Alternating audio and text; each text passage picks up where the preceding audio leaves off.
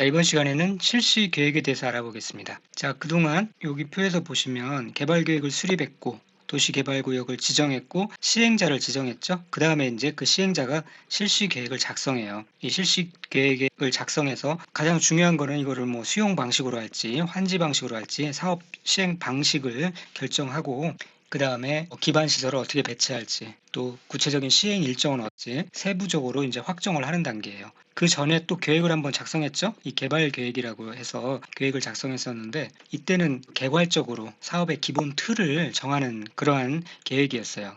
그래서 사업의 목적, 규모 뭐 그런 것들을 정하는 개발 계획이 있었고 이제 두 번째 단계로 실시 계획을 작성하는 겁니다. 그래서 이 시행자가 실시 계획을 작성해야 되는데요. 이 실시 계획에는 지구 단위 계획이 포함되어야 합니다. 이 말의 의미는 이게 이제 도시개발 사업이라는 게 단지 그냥 토지를 개발 정비하는 것에 그치는 게 아니에요. 해당 지역에 이제 궁극적으로 도시를 만들 텐데 그 토지 이용과 도시 기능을 종합적으로 설계하는 그러한 과정이 도시개발 사업입니다. 그러려면은 뭐 건축물의 용도나 높이, 뭐 도로, 주차장, 도시 기반 시설 배치 뭐 이런 것들 세부 계획이 필요하고요. 이러한 세부 도시 공간 계획을 담은 것이 지구 단위 계획이에요. 그러니까 도시개발 사업의 실시 계획에는 이러한 해당 개발구역의 구체적인 토지 이용이나 뭐 건축 계획, 교통 처리 계획 등이 종합적으로 이렇게 규정된 이 지구 단위 계획이 필수적으로 포함되어야 한다는 그런 의미고요. 요거 시험에 잘 나오니까 꼭 알아두셔야 됩니다. 그리고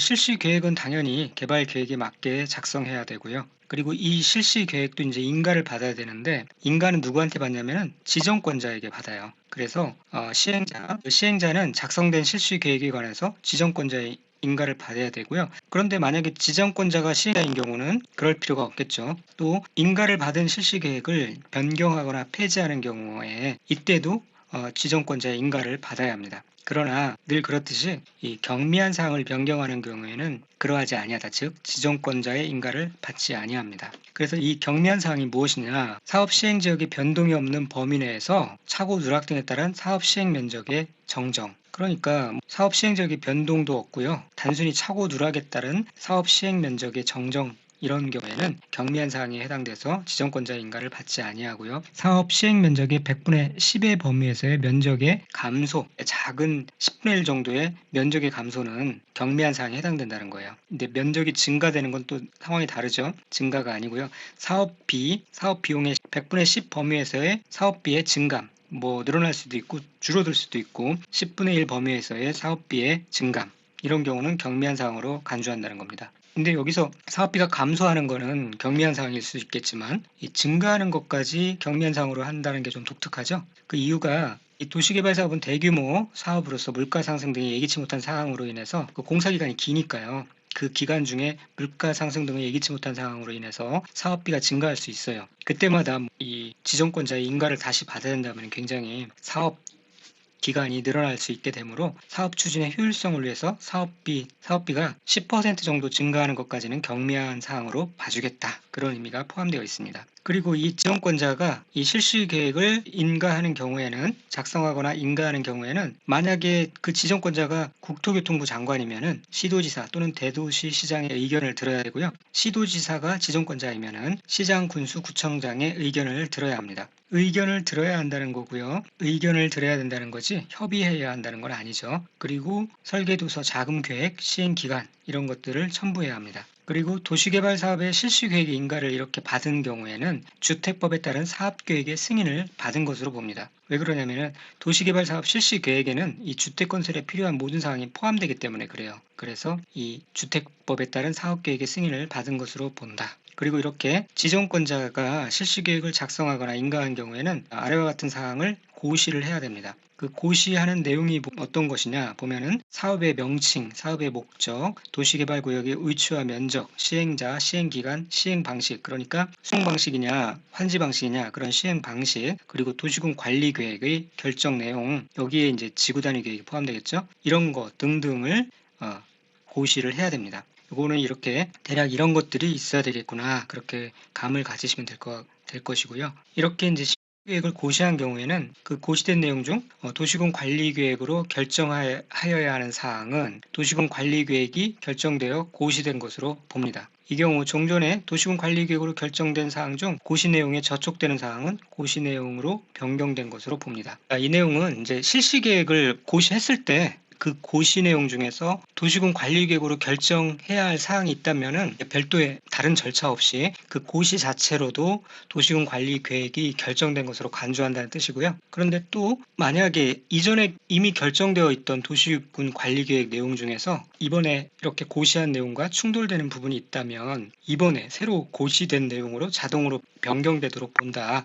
그런 취지인 것이죠. 자, 그 밑에는 한번 읽어보시면 되겠고요. 여기까지 하고 여기까지에 관련된 문제를 풀어보고 그 다음에 또 도시개발 사업의 시행 방식으로 들어가도록 하겠습니다. 자, 354번 도시개발 사업의 시행자는 도시개발구역의 지정권자가 정합니다. 맞죠? 도시개발법령상 도시개발 사업 시행자로 지정될 수 있는 자에 해당하지 않는 것은 국가 지정될 수 있고요. 한국부동산원법에 따라 한국부동산원 해당되지 않습니다. 수자원공사법에 따른 한국수자원공사, 한국관광공사, 지방공사, 국지공정지 할 때 이 한국수자원공사나 이 한국관광공사 같은 것들은 공공기관에 속한다고 그랬고요. 한국부동산원은 해당되지 않습니다. 한국철도공사는 역세권 개발 및 이용에 관한 법률에 따른 역세권 개발 사업을 시행하는 경우에만 도시개발 사업의 시행자가 된다. 문제가 좀 지엽적이고 좀 어렵게 나왔죠? 이 한국철도공사는 공공기관이에요. 그래서 이 아래 단서에 상관없이 도시개발 사업의 시행자가 될 수 있어요. 이 밑에 내용은 어떤 내용이냐면은 이 국가철도공단에 관한 내용이었어요. 철도공단은 역세권 개발 사업을 시행하는 경우에만 정부 출연기관으로서 시행자가 될 수가 있습니다. 조합은 도시개발 사업 전부를 환지 방식으로 시행하는 경우에 도시개발 사업의 시행자가 될 수가 있죠. 도시개발 구역의 전부를 환지 방식으로 시행하는 경우에 토지 소유자 또는 조합을 시행자로 지정합니다. 358번 도시개발법령상 지정권자가 도시개발구역 전부를 환지 방식으로 시행하는 도시개발 사업을 지방자치단체의 장이 집행하는 공공시설에 관한 사업과 병행하여 시행할 필요가 없다 인정하는 경우 이 도시개발 사업의 시행자로 지정될 수 없는 자는 이러한 경우가 있어요. 그 중에 지방자치단체의 장이 집행하는 공공시설에 관한 사업과 병행하여 시행할 필요가 있다고 인정하는 경우 예외적으로 지방자치단체 등을 사업 시행자로 지정할 수가 있어요.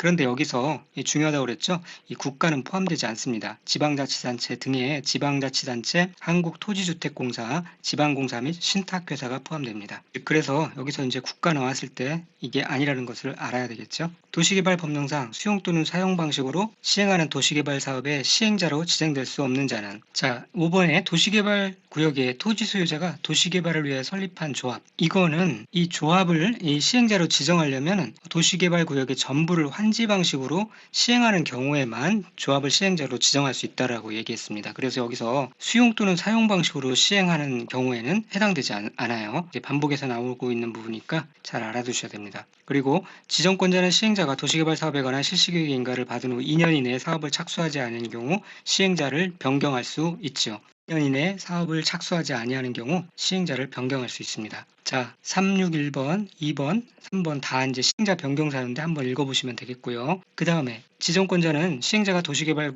구역 지정에 고실로부터 6개월 이내 실시계획 인가를 신청하지 아니하는 경우 시행자를 변경할 수 있다. 6개월이 아니라 1년 이내에 도시개발 사업에 관한 실시계획 인가를 신청하지 아니하는 경우 그때 시행자를 변경할 수 있고요. 다만 6개월의 범위에서 연장이 가능하다라고 되어 있습니다. 지방자치단체가 도시개발 사업의 전부를 환지 방식으로 시행하려는 경우에는 도시개발 사업의 시행규정을 작성해야 한다. 시행규정 작성해야 하는 것에 지방자치단체 등이 도시개발 사업의 전부를 환지 방식으로 시행하려 할 때 그때 시행규정을 작성한다고 그랬고요. 민간 부분 시행자는 규약을 작성해야 한다라고 얘기를 했습니다. 여기서 규약을 작성한다 그러면 틀렸죠? 시행규정입니다. 자, 그리고 이 일부 공사를 위탁해서 시행할 수 있고요. 그리고 조선된 토지의 분양 등을 주택건설사업자에게 대행하게 할 수 있습니다. 도시개발 사업의 일부를 주택건설사업자 등으로 하여금 대행하게 할 수 있습니다. 이렇게 주택건설사업자 등으로 하여금 도시개발 사업의 일부를 대행하게 할 수 있는 자는 국지공정지라고 그랬어요. 공공사업 주체만 그렇게 할 수 있습니다. 지, 공공기관, 한국관광공사.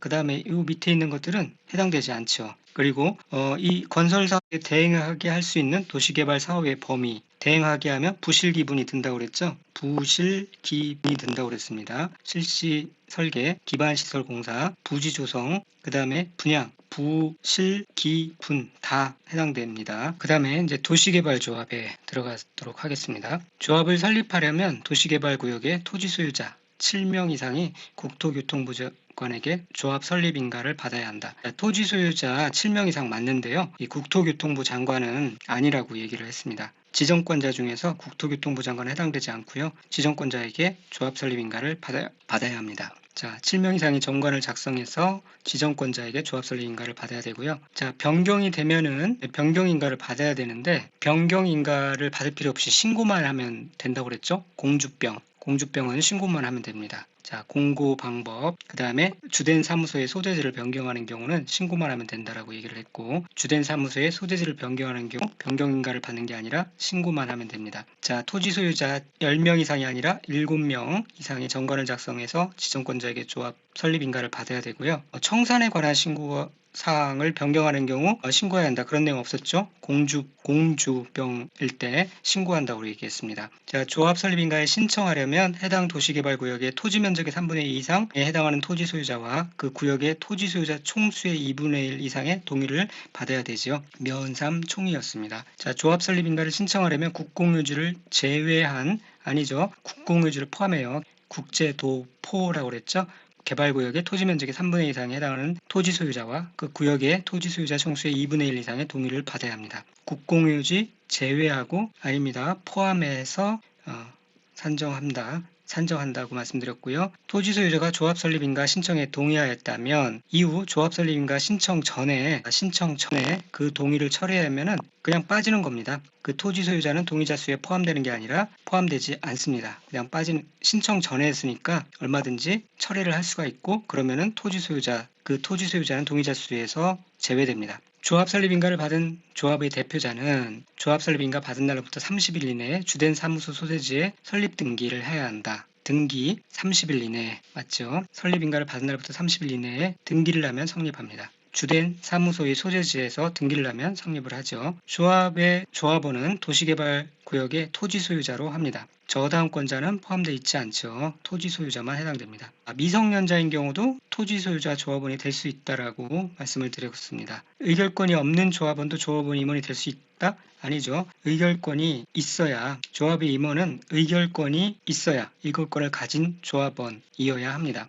금고 이상의 형을 받고 그 집행이 끝나지 않은 자는 조합원이 될 수 없다. 이거는 조합의 임원의 결격 사유였죠. 조합의 조합원은 도시개발구의 토지 소유자로 한다라고만 되어 있어요. 그러므로 이제 이 밑에 내용들이 성립할 수 있는 거죠. 다른 조건이 없으므로 미성년자도 그 다음에 이런 자도 다 조합원이 될 수 있는 거예요. 조합원은 보유토지의 면적과 관계없는 평등한 의결권을 가집니다. 그런데 공유토지의 경우 공유자별로 의결권이 있다. 이 말이 틀리죠. 공유자는 한 사람으로 봅니다. 다른 조합원으로부터 해당 도시개발구역에 그가 가지고 있는 토지 소유권 전부를 이전받은 조합원은 정관으로 전환한 바에 따라 본래의 의결권과는 별도로 그 토지 소유권을 이전한 조합원의 의결권을 승계할 수 있습니다. 자, 이 내용이었죠. 도시개발법령상 도시개발사업 조합에 관한 설명으로서 금고 이상의 형을 선고받고 그 형의 집행유예 기간에 있는 자는 조합의 임원이 될 수 없습니다. 금고 이상의 형을 선고받고 그 집행이 끝나거나 혹은 금고 이상의 형을 선고받고 집행을 받지 아니하기로 확정된 후 아직 2년이 지나지 아니한 자 될 수가 없습니다. 조합의 임원으로 선입된 자가 금고 이상의 형을 선고받으면 그날부터 임원의 자격을 상실하는 게 아니라 그 다음 날부터 임원의 자격을 상실합니다. 조합의 이사는 그 조합의 조합장을 겸할 수 없죠. 조합의 임원은 다른 조합의 임원, 직원 겸집을 금지하고 있습니다. 도시개발법령상 도시개발사업조합에 관한 설명으로서 조합장 또는 이사의 자기를 위한 조합과의 계약이나 소송에 관하여는 대의위원회가 아니라 감사가 조합을 대표한다라고 얘기를 했죠. 요 내용이었습니다. 도시개발법령상 도시개발조합 총회의 의결사항 중 환지 예정지의 지정은 대의위원회가 총회의 권한을 대항할 수 있는 사항이다. 여기에서 환지 계획의 작성은 총회만 할 수가 있어요. 조조 개환정이라고 해서 요거는 총회만 할 수 있는데 환지 예정지는 대의원에서도 할 수 있습니다. 그래서 여기서 주의하라고 그랬죠. 환지 계획의 작성은 총회에서만 의결할 수 있는 사항인데 환지 계획의 경미한 변경이라고 하면 또는 환지 예정지의 지정이라고 하면은 이거는 대의원에서도 할 수 있습니다. 도시개발 법령상 도시개발 조합에 관한 설명으로서 의결권을 가진 조합원의 수가 50인 이상인 조합은 총회의 권한을 대행하기 위해서 대의원을 둘 수 있어요. 대의원회에 두는 대의원의 수는 의결권을 가진 조합원 총수의 110 이상으로 합니다. 여기까지 다 맞는 내용이네요. 그런데 이제 정비법에서는 조합원의 수가 100인 이상이면 대의원회를 두어야 한다. 의무적 조항으로 그렇게 하고 있고, 그 다음에 의결권을 가진 조합원의 수가 100인인 조합은 총회의 권한을 대행하기 위하여 대의원회를 둘 수 있다. 자, 50인 이상의 조합은 둘 수 있다고 그랬죠? 그러니까 100인도 당연히 둘 수가 있는 거죠. 50인 이상의 조합은 총회의 권한을 대행하기 위해서 대의원회를 둘 수가 있습니다. 이제 헷갈리지 마시고요. 조합은 총회의 권한을 대행하기 위하여 대의원회를 두어야 한다가 아니라 둘 수 있다라고 얘기했고, 조합원이 정권에 따라 부과된 부과금을 체납하는 경우 조합은 특별자치도지사, 시장군수구청장에게 그 징수를 위탁할 수 있습니다. 징수를 위탁할 수 있다. 자, 여기까지 기출문제 살펴봤고요. 다음 시간에는 실시 계획에 대해서 이론과 지문을 살펴보도록 하겠습니다. 감사합니다.